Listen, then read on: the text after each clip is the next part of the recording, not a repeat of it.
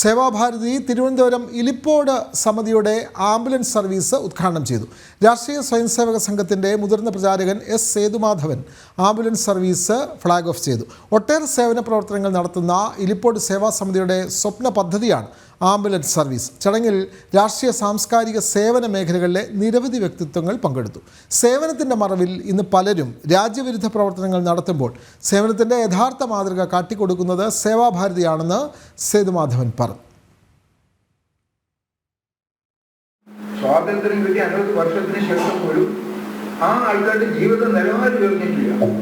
അവരുടെ വനവാസി മേഖലയിൽ താമസിക്കുന്ന ആൾക്കാരുടെയൊക്കെ പട്ടണങ്ങളിൽ ചേരി പ്രദേശങ്ങളിലേക്ക് നമ്മുടെ ശ്രദ്ധ പോകണം. അവരുടെ ജീവിതം മാനവ ജീവിതം ബാക്കിയുള്ളവരൊപ്പം ഉയർന്നു വരണം എന്നുള്ള എനിക്ക് പ്രവർത്തനം ആരംഭിച്ചു.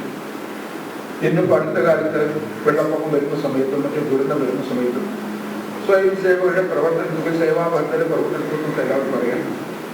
ഇതുപോലെ നമ്മുടെ ചെറിയ ചെറിയ പ്രദേശങ്ങളിൽ അതാത് ഭാഗം നമ്മൾ മുൻകരുത്ത് പ്രവർത്തിക്കുന്നു. ഈ ഏരിയയിലും വിദ്യാഭ്യാസം ഇല്ലാത്ത ആൾക്കാർക്ക് വിദ്യാഭ്യാസം, ആരോഗ്യം, വിദ്യാഭ്യാസം, സാമ്പത്തികം, ഈ കാര്യങ്ങളിൽ അർഹതപ്പെട്ടവർക്ക് വേണ്ട സംഗതി കിട്ടാൻ നമുക്ക് കൂടുതലായിട്ട് പരിശ്രമിക്കണം.